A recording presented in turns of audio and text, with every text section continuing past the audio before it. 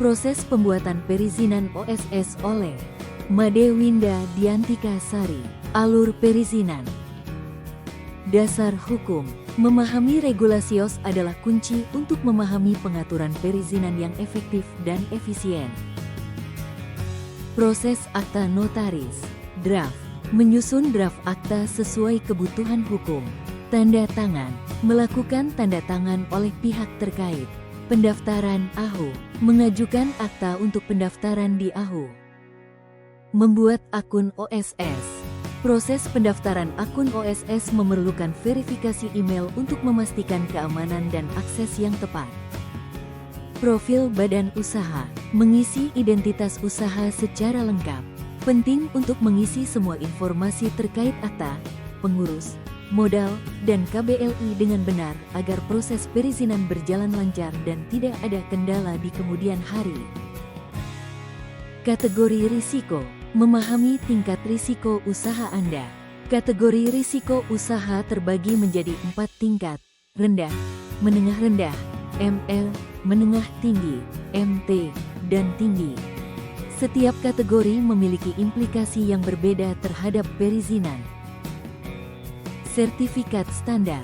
Sertifikat ini penting untuk menjamin kepatuhan usaha terhadap standar operasional yang telah ditetapkan oleh pemerintah. NIB dan fungsinya.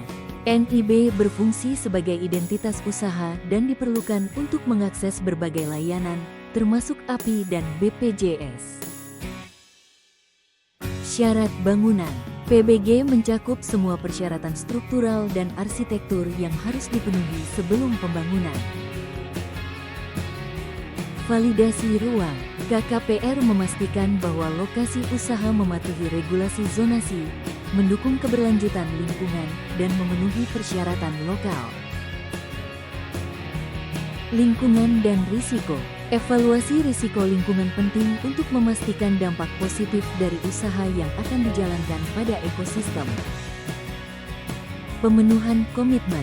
Proses ini melibatkan upload dokumen dan verifikasi oleh instansi terkait untuk memastikan kepatuhan regulasi. Izin usaha final. Proses penerbitan izin usaha selesai dengan penerimaan sertifikat resmi, menandakan kepatuhan terhadap regulasi OSS. Ringkasan alur OSS. Akta. Dokumen dasar untuk memulai proses perizinan. Akun. Mendaftar di OSS untuk mengakses sistem perizinan. Input. Mengisi data usaha secara lengkap dan akurat. NIB. Nomor induk berusaha yang mengidentifikasi perusahaan. Izin. Proses akhir untuk mendapatkan izin usaha resmi. Studi kasus UMKM. Contoh nyata penerapan OSS pada UMKM menunjukkan risiko yang teridentifikasi dan komitmen penting dalam proses perizinan. Tips menghindari kendala. Penting untuk memeriksa dokumen dan data secara menyeluruh untuk menghindari masalah dalam proses perizinan OSS. Checklist akhir. Validasi dokumen dan komitmen izin. Pastikan semua dokumen lengkap dan komitmen sudah dipenuhi untuk memperlancar proses perizinan OSS, sehingga izin usaha dapat diterbitkan tanpa hambatan. Penutup OSS.